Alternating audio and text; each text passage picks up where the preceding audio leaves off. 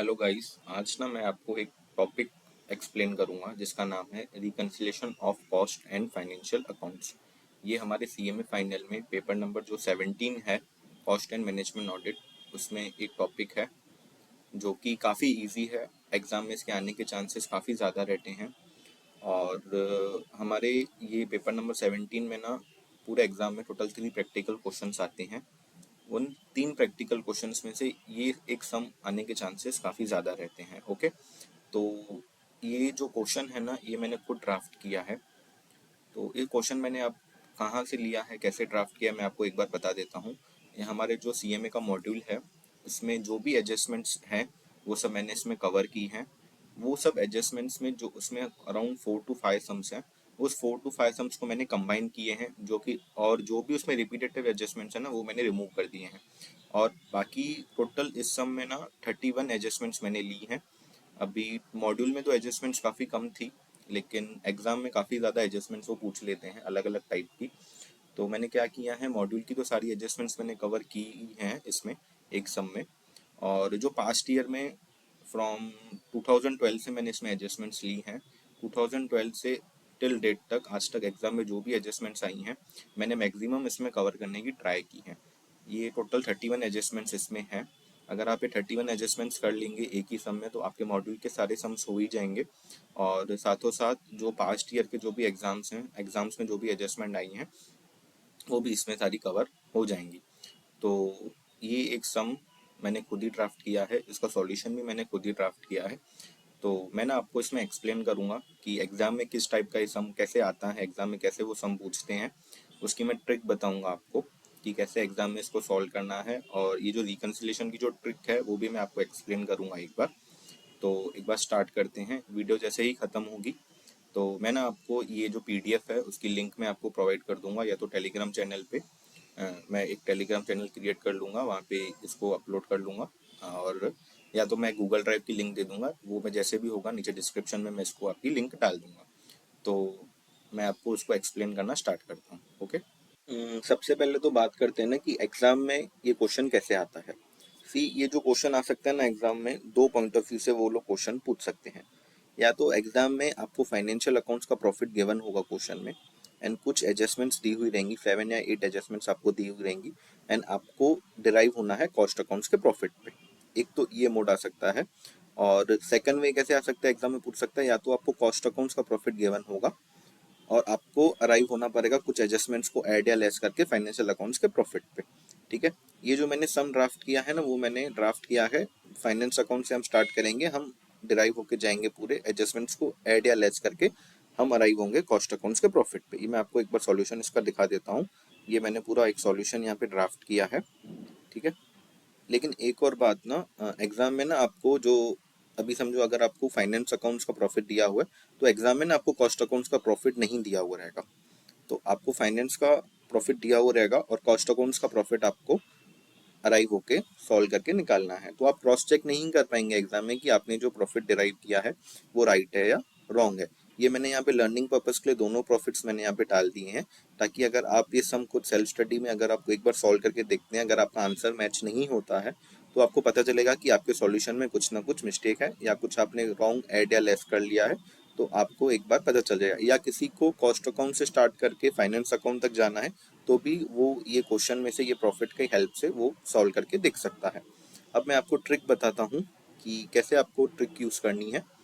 अगर क्वेश्चन में एग्जाम में या फाइनेंस से कॉस्ट तक जाना है या कॉस्ट से फाइनेंस तक जाना है, तो आपको एक ही रूट फॉलो करना है। जो मैं आपको ट्रिक बताऊंगा, आपको वो ही ट्रिक फॉलो करनी है।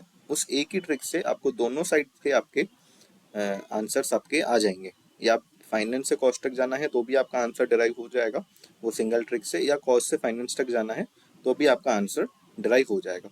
लेकिन सबसे पहले मैं आपको बताऊंगा कि फाइनेंस से कॉस्ट तक कैसे आते हैं। ठीक है। ये सम पूरा मैं एक बार आपको एक्सप्लेन कर लूँगा।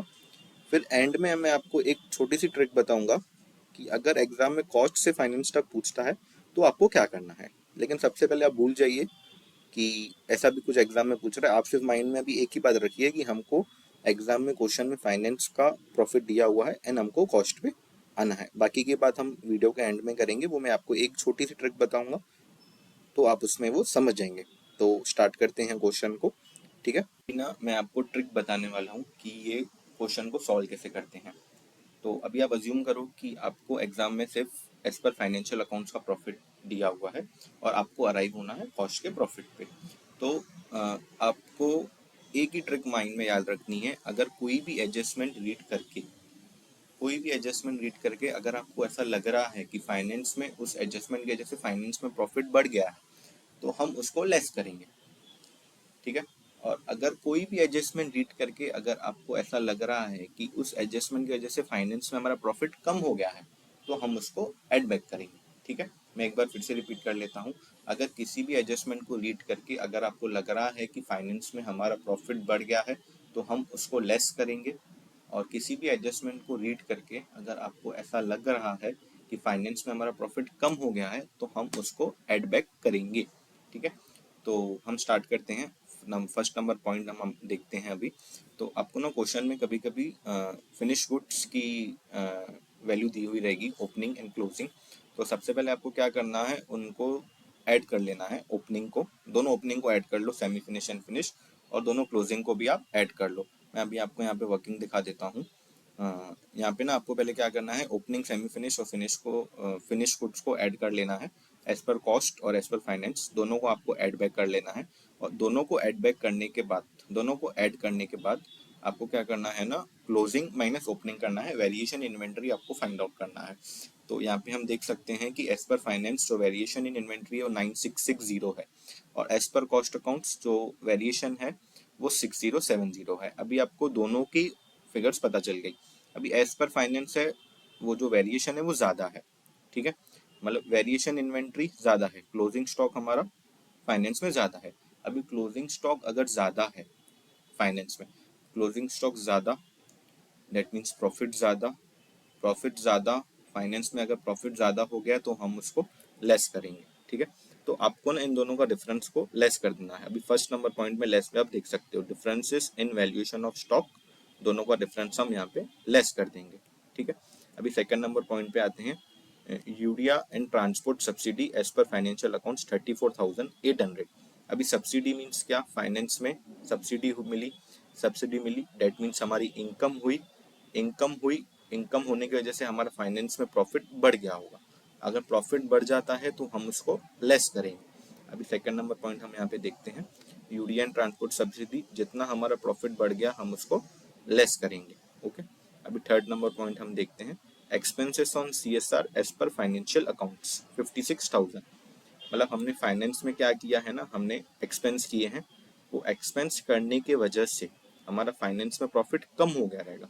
अगर प्रॉफिट हमारा कम हो गया है तो हम उसको ऐड बैक करेंगे। अभी थर्ड नंबर पॉइंट हम यहाँ पे चेक करते हैं। थर्ड नंबर पॉइंट हम देखेंगे यहाँ पे, एक्सपेंसेस ऑन सीएसआर हम वहाँ पे ऐड बैक कर लेंगे 56,000। Now coming up with fourth point.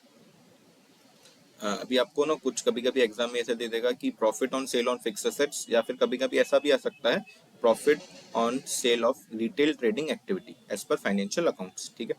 तो अभी फाइनेंशियल अकाउंट्स में प्रॉफिट हुआ दैट मीन्स प्रॉफिट होने की वजह से हमारा प्रॉफिट इंक्रीज हो गया रहेगा। अगर प्रॉफिट इंक्रीज हो गया है तो हम उसको लेस करेंगे। ठीक है, 15,000। तो यहाँ पे फोर्थ नंबर पॉइंट आप देख सकते हैं, profit on sale of fixed assets 15,000 यहाँ पे मैंने लेस कर दिया है। ठीक है। अभी फिफ्थ पॉइंट, इसको थोड़ा अच्छे से समझना आप, chemical used internally as per financial accounts और एज पर कॉस्ट अकाउंट, सबको दोनों की इन्फॉर्मेशन दी हुई है। अगर कभी भी ऐसी कोई पॉइंट आती है ना तो आप सिर्फ माइंड में ऐसे रखना कि आपने इसको सेल ट्रीट करना, आप ऐसे समझना कि हमने कुछ सेल किया है। ठीक है। तो फाइनेंस में हमने सेल दिखा दी है 3,80,000, पर एज पर कॉस्ट अकाउंट्स उसकी वैल्यू है 3,65,000।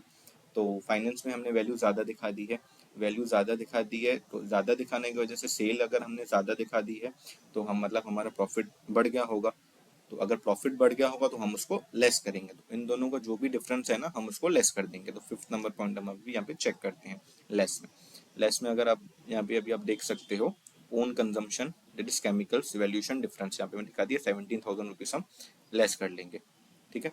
अभी 6 नंबर पॉइंट देखते हैं, favourable exchange rate variation as per financial accounts 2,94,000। अभी फाइनेंस में एक्सचेंज रेट वेरिएशन है फेवरेबल मीन्स पॉजिटिव। ठीक है, पॉजिटिव हुआ है मतलब हमारी इनकम हुई है, इनकम हुई है, इनकम की वजह से फाइनेंस में हमारा प्रॉफिट बढ़ गया होगा।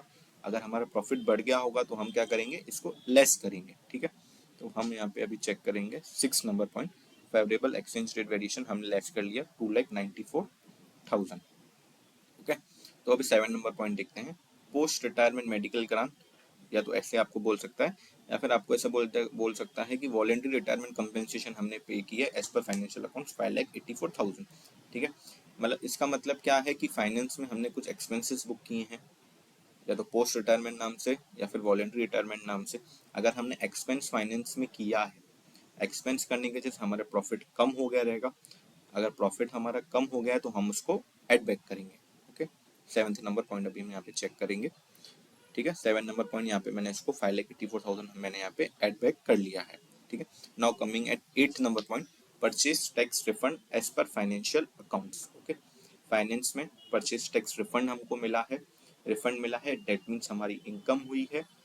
इनकम हुई है, उस इनकम की वजह से हमारा फाइनेंस में प्रॉफिट बढ़ गया होगा। अगर प्रॉफिट हमारा बढ़ गया है तो हम उसको क्या करेंगे, लेस करेंगे। ओके, तो 8 नंबर पॉइंट को हम लेस करेंगे 4,53,000। यहाँ पे हम चेक करते हैं, परचेज टैक्स रिफंड मैंने यहाँ पे लेस कर लिया है 4,53,000। अभी 9th पॉइंट पे आते हैं। 9th पॉइंट में लिखा है कि litigation recovery prior year as per financial accounts 1,25,000। मतलब कुछ रिकवरी हुई है, हमको रिकवरी हुई है, डेट मीन्स हमारी इनकम हुई है। उस इनकम की वजह से हमारा फाइनेंस में प्रॉफिट बढ़ गया होगा। अगर फाइनेंस में प्रॉफिट बढ़ गया है डेट मीन्स हम उसको लेस करेंगे। 9 पॉइंट अभी हम यहाँ पे चेक करते हैं। 9 पॉइंट ये यहाँ पे मैंने 1,25,000 लेस कर दिया है। Now 10th point, 10th point क्या बोलता है ना, एक ओल्ड मशीन थी जिसकी वैल्यू थी बुक्स में 6,54,000, उसको हमने सोल्ड किया 9,30,000 में। ओके, मतलब जिसकी वैल्यू 654 थी वो सोल्ड हुई 930 में, मतलब उस पर हमको प्रॉफिट हुआ।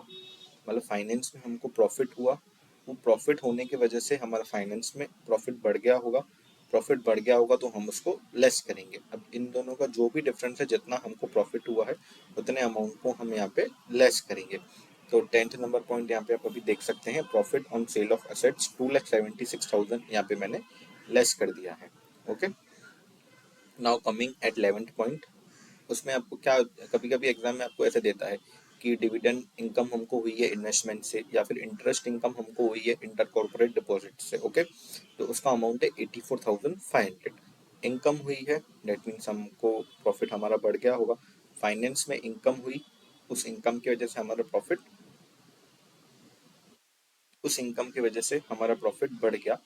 प्रॉफिट अगर बढ़ गया तो हम उसको लेस करेंगे। 11th नंबर पॉइंट अगर यहाँ पे आप देख सकते हैं, डिविडेंड इनकम या फिर इंटरेस्ट इनकम यहाँ पे मैंने लेस कर दिया है। ओके, अभी नेक्स्ट है 12th पॉइंट। ठीक है, the company was engage in trading activity where purchase of goods was 13,50,000 and sales was 13,42,300 after incurring 40,800 as expenditure. तो अभी ये क्या बोल रहा है ना, कंपनी कुछ ट्रेडिंग एक्टिविटी में उसने पार्टिसिपेशन लिया जिसमें उसने गुड्स परचेज किए 13,15,000 के। गुड्स गुड्स को उसने सोल्ड किया 13,42,300 में, डेट मीन्स उसने लॉस पे सेल किया। और उस गुड्स को सेल करने के लिए उसने 40,800 के एक्सपेंसेस भी इंकर किए। तो अभी आपको क्या करना है ना ऐसी सिचुएशन में, अभी आपको ना यहाँ पे पहले तो आपको देखना है कि आपने सेल कितने में किया। 13,40,300 में आपने सेल किया, उस गुड्स को आपने परचेज कितने में किया था, 13,50,000 में, और आपने इसके ऊपर एक्सपेंसेस कितने बॉन्ड किए, 40,800। तो टोटल हम नेट देखेंगे इसका, तो कंपनी को एक्चुअल में 48,500 का लॉस हुआ एज पर फाइनेंशियल अकाउंट्स। ठीक है, तो फाइनेंस में अगर हमको लॉस हुआ, फाइनेंस में लॉस हुआ, उस लॉस की वजह से हमारा प्रॉफिट कम हो गया रहेगा। ओके, अगर हमारा प्रॉफिट कम हो गया तो हम उसको ऐड बैक करेंगे 48,500। ओके, तो हम यहाँ पे इसको ऐड बैक कर लेंगे। 12 नंबर पॉइंट अभी आप यहाँ पे देख सकते हो, ट्रेडिंग लॉस 48,500 मैंने इसको यहाँ पे ऐड बैक कर लिया। Now point number 13, some renovation work was carried out at a cost of 7,75,000 and it is useful was only for 5 years। तो इस पॉइंट में क्या है ना, कुछ रिनोवेशन वर्क का काम हुआ है क्योंकि फाइनेंस में हमने उसकी पूरी कॉस्ट एक ही साथ बुक कर लिया 7,75,000। लेकिन उसकी जो यूजफुल लाइफ है ना 5 ईयर्स है। तो एज पर कॉस्ट हम क्या करते हैं ना, उसको हम इक्वली एवरी ईयर उसको डिवाइड करके हम बुक करेंगे कि 5 सालों में एवरी ईयर की जो इक्वल कॉस्ट होगी ना, तो हम उसको इक्वली हर ईयर उसको दिखाएंगे। ठीक है, तो फाइनेंस में 7,70,000 पूरी एक ही बार में हमने उसको बुक कर लिया है। डेट मीन्स हमको बुक करना था 1 साल का, हमने 5 सालों का कर लिया है। तो हम क्या करेंगे ना, 4 ईयर्स का हम यहाँ पे एड बैक कर लेंगे। कैसे एड बैक कर लेंगे मैं आपको उसका एक बार बता देता हूँ। सी फाइनेंस में हमने एक्सपेंस ज्यादा बुक कर लिया है। ठीक है, कितना ज्यादा बुक कर लिया है, 4 सालों का जो एक्सपेंस है हमने उसको ज्यादा बुक कर लिया है। ओके, तो एक्सपेंस हमने अगर ज़्यादा बुक कर लिया है, एक्सपेंस बुक करने की वजह से हमारा प्रॉफिट कम हो गया रहेगा। अगर प्रॉफिट हमारा कम हो गया है तो हम उसको क्या करेंगे, एड बैक करेंगे। तो यहाँ पे अभी आप 13th नंबर पॉइंट देख सकते हो, 4/5 जो एक्सपेंस है ना, हमने 6,20,000 हमने वो एड बैक कर लिया। तो ये 6,20,000 अभी कैसे आया मैं आपको एक बार यहाँ पे दिखा देता हूँ कि कैलसी में आपको मैं अभी यहाँ पे एक बार दिखा देता हूँ। 7,75,000 को आप डिवाइड बाय 5 करिए तो एवरी ईयर 1,55,000 होगा। तो इसको मल्टीप्लाई बाय 4 कर लीजिए, तो 6,20,000 हम यहाँ पे इसको एड बैक कर लेंगे। Now coming at point number 14। ठीक है, the closing inventory of raw material was under value 29,600। Raw material की जो क्लोजिंग स्टॉक है उसको हमने कम वैल्यू किया है।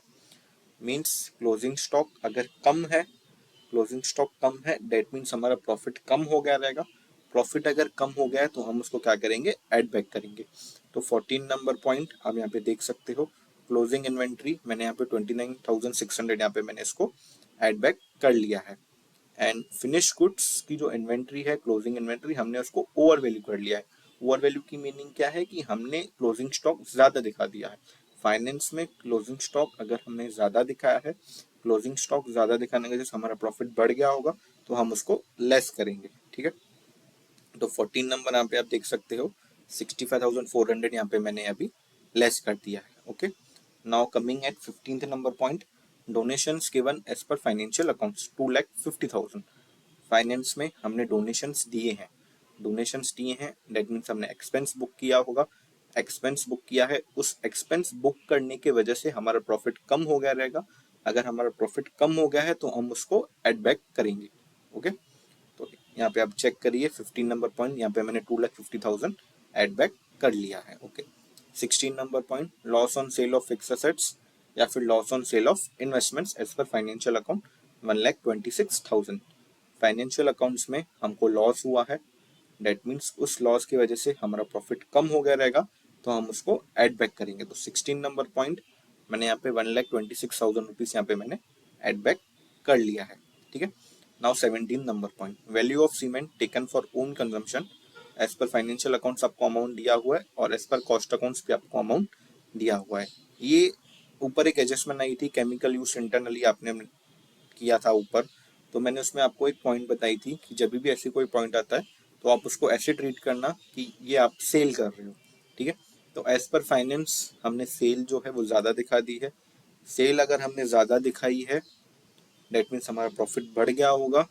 तो जो इन दोनों का डिफरेंस है, उतना जो प्रॉफिट हमारा ज़्यादा है उसको हम लेस कर देंगे। तो 17 नंबर पॉइंट को हम यहाँ पे लेस करेंगे, 17,534 rupees. Okay, Now, 18 number point, insurance claim related to previous year received during the year.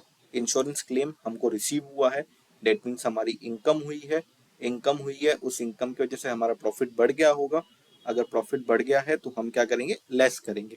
तो 18 नंबर पॉइंट को हम यहाँ पे क्या करेंगे, 8,50,000 यहाँ पे मैंने यहाँ पे लेस कर दिया। Okay, now 19 number point, non operating income as per financial account. अभी फाइनेंस में कुछ नॉन ऑपरेटिंग इनकम हुई है, उस इनकम की वजह से हमारा प्रॉफिट बढ़ गया होगा। अगर प्रॉफिट हमारा बढ़ गया है तो हम उसको लेस करेंगे। ओके, तो 19 नंबर पॉइंट यहाँ पे मैंने 4,50,000 यहाँ पे मैंने लेस कर दिया है। Okay, now coming at point number 20, cost of the power drawn from own mill, own wind mill. तो एज पर फाइनेंस अकाउंट्स उसकी कॉस्ट थी 36,20,370 और एज पर उसकी कॉस्ट अकाउंट्स एक्चुअल उसकी कॉस्ट थी 49,56,325। तो उन्होंने क्या किया, फाइनेंस में ना कॉस्ट इन्होंने कम दिखा दी। अभी जो कॉस्ट अगर इन्होंने कम दिखा दी है, डेट मीन्स प्रॉफिट हमारा बढ़ गया होगा। प्रॉफिट अगर हमारा बढ़ गया होगा तो हम उसको क्या करेंगे, लेस। ओके, तो 20 नंबर पॉइंट जो है हम यहाँ पे अभी यहाँ पे जो भी इसका डिफरेंस है हम यहाँ पे लेस कर देंगे। Okay, 21 number point, decrease in the value of closing work in progress and finish goods inventory. That means ये डिक्रीज होना चाहिए था एज पर फाइनेंस 382, लेकिन as per cost 390। Okay, decrease होना कितना चाहिए था, 390, लेकिन उन्होंने डिक्रीज किया कितना, 382।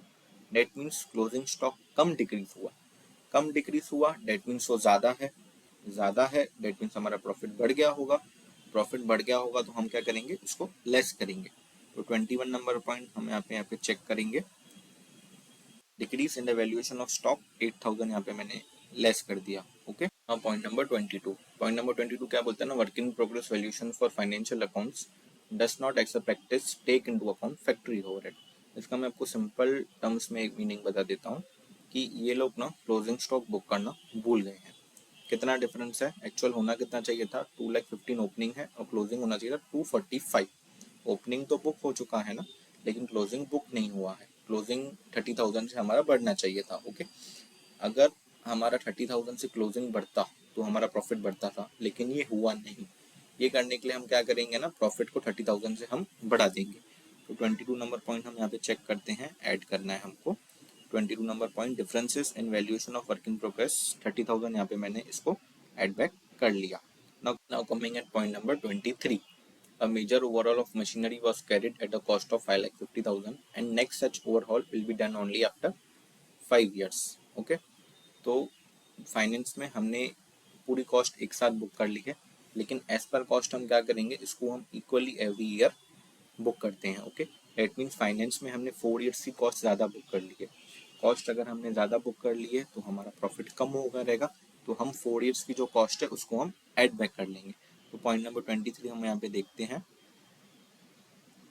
सॉल्यूशन में, सॉरी, पॉइंट नंबर 23 मैंने 4 ईयर्स की जो कॉस्ट है 4,40,000 मैंने यहाँ पे ऐड बैक कर ली है। Okay, now coming at point number 24, कुछ असेट्स थे जिसकी स्क्रैप वैल्यू 0 थी, हमने उसको 90,000 में सेल्ड आउट कर दिया है, सोल्ड आउट कर लिया है।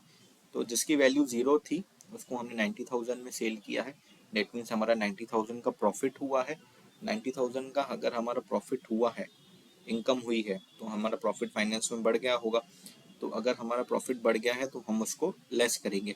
तो 24 नंबर पॉइंट हम यहाँ पे इसको profit on sale of old assets 90,000 मैंने यहाँ पे लेस कर लिया। Okay, now coming at point number 25, कुछ रिपेयर्स एंड मेंटेनेंस था जिसका फाइनेंस में हमने कॉस्ट बुक कर लिया 13,26,000, लेकिन एक्चुअल उसकी कॉस्ट जो लगी 6,08,420 रुपीज़ लगी।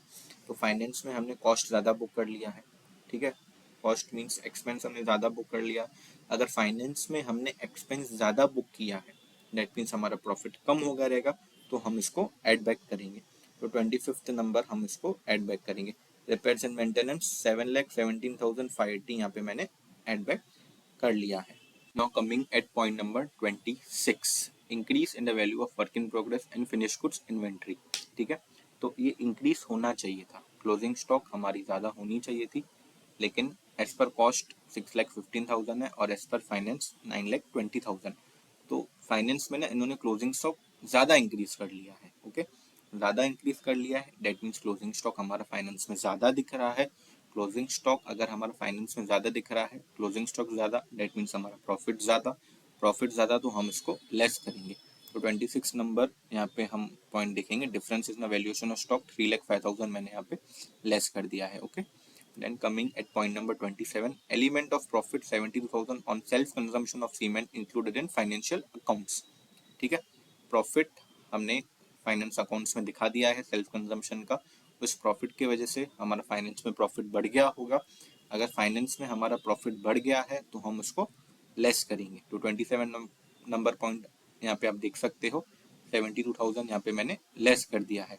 ठीक है, now point number 28, the claim on fire to the extent denied by the insurance company amounted to 3,50,000। ये लाइन का क्या मतलब है ना, इंश्योरेंस कंपनी से हमको कुछ क्लेम मिलने वाला था, लेकिन इंश्योरेंस कंपनी वालों ने हमारा क्लेम जो है वो देने से मना कर दिया है। अगर देने से मना कर दिया डेट मीन्स हमारा नुकसान हो गया, नुकसान हो गया तो हमारा एक्सपेंस बुक हुआ रहेगा। अगर हमने फाइनेंस में एक्सपेंस बुक किया है तो हमारा प्रॉफिट कम हो गया रहेगा, तो हम इसको ऐड करेंगे। तो पॉइंट नंबर 28 आप यहाँ पे देख सकते हो, इंश्योरेंस क्लेम डिनाइड 3,50,000 यहाँ पे मैंने एड बैक कर लिया है। Okay, now coming at point number 29, an amount of 6 lakh was charged in the cost accounts and notional rent for the plant premises owned by the company। Cost accounts में इन्होंने notional rent charge किया है, लेकिन हमने वो finance में charge नहीं किया है। दैट मीन्स फाइनेंस में हमने एक्सपेंस चार्ज नहीं किया है। फाइनेंस में हमने एक्सपेंस चार्ज नहीं किया है, दैट मीन्स हमारा प्रॉफिट उसकी वजह से बढ़ गया होगा। प्रॉफिट बढ़ गया होगा तो हम उसको लेस करेंगे। ओके, तो पॉइंट नंबर 29, तो पॉइंट नंबर 29 हम यहाँ पे नोशनल रेंट जो है यहाँ पे 6 लाख रुपीज मैंने यहाँ पे लेस कर दिया। Now coming in point number 30, and absorbed assets value due to scrap of machine 4,10,000 was charged in the financial accounts। इसको मैं इजी वे में आपको बता देता हूँ, स्क्रैप करने के चार्जेस। फाइनेंस में हमारी कोई मशीन थी, उसको हमने स्क्रैप किया, उसके चार्जेस लगे 4,10,000 स्क्रैप करने के मशीन को। दैट मीन्स फाइनेंस में हमने एक्सपेंस बुक किया, फाइनेंस में हमने एक्सपेंस बुक किया, एक्सपेंस बुक करने की वजह से हमारा प्रॉफिट कम हो गया रहेगा, तो हम इसको क्या करेंगे, हम इसको एड बैक करेंगे। ओके, तो आप यहाँ पे देख सकते हो 30 number point, loss on scrapping of machine 4,10,000 मैंने यहाँ पे एड बैक कर लिया। Now coming at point number 31, VRS payment to the expense to the extent not amortised in the financial account amounted to 4,50,000। ये पॉइंट को ना आप उससे सिमिलर ट्रीट करना, वो नहीं हम पॉइंट देखे थे हमने ऊपर कि 5 साल का खर्चा हमने एक साथ बुक कर लिया, तो ये वैसी पॉइंट है जो VRS पेमेंट्स थी हमको एवरी ईयर बुक करनी थी, लेकिन 4,50,000 जो अमाउंट है हमने फाइनेंस में एक्स्ट्रा बुक कर लिया है।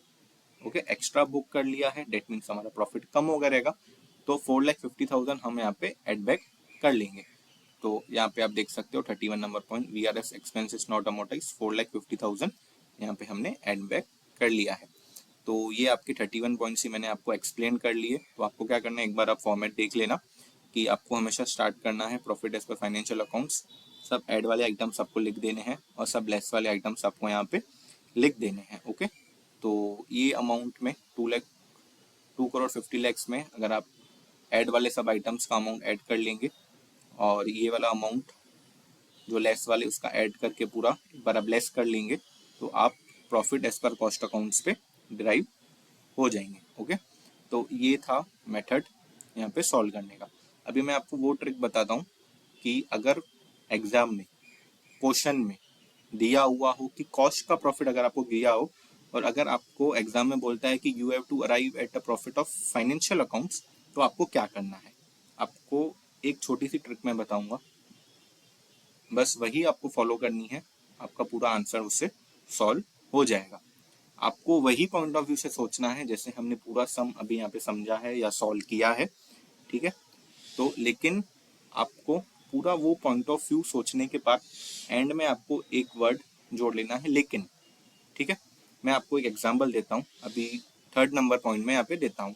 हम पूरा वैसे ही सोचेंगे जैसे हमने एज पर फाइनेंशियल अकाउंट सोचा है, लेकिन एंड में हम लेकिन वर्ड लगाने के बाद उसको हम उल्टा कर देंगे। ठीक है, एक हम एग्जांपल लेते हैं 3rd नंबर पॉइंट जो है expenses on CSR as per financial accounts. Okay, तो expenses on CSR as per financial 56,000, तो फाइनेंस में हमने एक्सपेंस किया है। ओके, एक्सपेंस किया है तो हमारा प्रॉफिट कम हो गया रहेगा, प्रॉफिट कम हो गया रहा है तो हम उसको एड बैक करेंगे।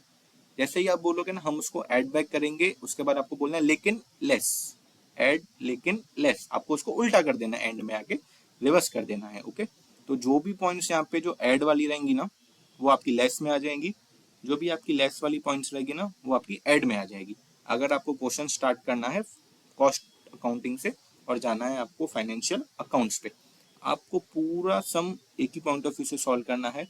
जब भी अगर आपको एग्जाम में अगर देता है कि कॉस्ट का प्रॉफिट दिया हुआ है, तो आप क्वेश्चन पेपर के ऊपर लिख देना, हमको एंड में लेकिन करके उसको रिवर्स कर देना है। ओके, देखो यहाँ पे 3rd नंबर पॉइंट हमने यहाँ पे ऐड की थी, लेकिन अगर हम कॉस्ट के पॉइंट ऑफ व्यू से सॉल्व करेंगे तो हम उसको लेस करेंगे। मैं आपको फिर से समझाता हूँ, देखो हम पूरा सोचते हैं फाइनेंस में अगर हमने एक्सपेंस किए हैं तो हमारा प्रॉफिट कम हो गया रहेगा, प्रॉफिट कम करने के लिए हम उसको ऐड करते हैं लेकिन लेस, एंड में अगर आपको आके पूरा उसको चेंज कर लेना है तो ये ऐड की जगह वहां पे जाके नीचे लेस हो जाएगा। ठीक है, जो जो पॉइंट यहाँ पे ऐड होगी वो वहां पे लेस हो जाएगी, और जो जो लेस होगी वो वहाँ पे ऐड हो जाएगी। एक और एग्जांपल हम ले लेते हैं इस चीज़ में, ठीक है, एक इनकम वाला ले लेते हैं। तो favourable exchange rate variation as per financial accounts, finance में हमारी इनकम हुई, इनकम होने की वजह से हमको हमारा प्रॉफिट बढ़ गया होगा, प्रॉफिट बढ़ गया होगा तो हम उसको लेस करेंगे लेकिन ऐड, इस सम में वो लेस में होगा लेकिन हम जब भी कॉस्ट पॉइंट ऑफ व्यू से सॉल्व करेंगे तो हम उसको ऐड करेंगे। सी यहाँ पे ना ये हमने ये 6 नंबर पॉइंट आप देखिए, ये वाली पॉइंट 6 नंबर पॉइंट हमने यहाँ पे लेस की थी, लेकिन अगर वो पॉइंट ऑफ व्यू से हम उसको सॉल्व करेंगे तो हम उसको ऐड करेंगे। तो आपको एक ही मेथड अपने माइंड में रखना है। अगर आप एक ही मेथड अपने पॉइंट में रखेंगे तो आपसे मिस्टेक नहीं होगी ये सम सॉल्व करने में। आपको हमेशा ऐसे ही सोचना है कि आपको फाइनेंस से कॉस्ट पे जाना है। अगर क्वेश्चन आपको कॉस्ट से शुरू कर देता है तो आपको एंड में एक वर्ड लेकिन यूज करना है, उसको फिर रिवर्स कर देना। लेकिन आप एक ही पॉइंट ऑफ व्यू माइंड में रखना तो आपसे मिस्टेक होने के चांसेस कम है। अगर आप दोनों पॉइंट ऑफ व्यू से सोचने जाओगे तो आपसे कहीं ना कहीं मिस्टेक होने के चांसेस हो सकते हैं। ओके, तो ये मैंने अपने तरफ से ट्राई किया पूरा एक्सप्लेन करने का, जितना मेरे से हो सका मैंने उतना एक्सप्लेन किया। और ये क्वेश्चन मैंने खुद ही ड्राफ्ट किया है, ये सॉल्यूशन भी मैंने खुद ही ड्राफ्ट किया है। हो सकता है कि मुझसे इसको ड्राफ्ट करने में या सॉल्यूशन या क्वेश्चन ड्राफ्ट करने में कहीं मिस्टेक हुई हो, तो एडवांस में मैं आपको सॉरी बोल देता हूँ, ठीक है। लेकिन मैं अपना फुल ट्राई किया कि कहीं पे कुछ मिस्टेक नहीं हो। मैंने उसको 4-5 बार पूरा क्रॉस चेक किया है क्वेश्चन को, आंसर को, लेकिन फिर भी हो सकता है कि इसमें कुछ मिस्टेक हो, तो आप मेरे को नीचे कमेंट सेक्शन में बता देना। सी मैं भी अभी एक स्टूडेंट ही हूँ, मैं कोई प्रोफेशनल टीचर नहीं हूँ, लेकिन मेरा पॉइंट ऑफ व्यू का था कि किसी ना किसी को इस वीडियो से हेल्प मिल जाएगी सॉल्व करने में। और एग्ज़ाम के टाइम पे अगर आप ये एक सम सॉल्व करेंगे तो आपको काफ़ी ज़्यादा पेजेस को घुमाने में टाइम नहीं लगेगा। डेट मीन्स अगर आप एग्ज़ाम के टाइम पे अगर आप ये एक सम सॉल्व कर लेंगे तो आपको बहुत सारे क्वेश्चंस देखने की नीड नहीं पड़ेगी। तो पॉइंट ऑफ व्यू मेरा एक ही था कि किसी की हेल्प हो, उस मोटिव से मैंने ये वीडियो बनाई है। तो अगर आपको वीडियो कैसे लगी हो, मेरे को एक बार अगर आपको थोड़ी सी भी इसमें से हेल्प मिली हो तो आप मेरे को नीचे कमेंट सेक्शन में लिख के, छोटे से ही आपको जो भी अच्छा लगे वो नीचे लिख देना और मेरे को बता देना, ठीक है। तो मेरे को मोटिवेट करेंगी कि अगर मैं कुछ और भी वीडियोस बनाऊँ मे बी फ्यूचर में, ठीक है। तो थैंक यू सो मच।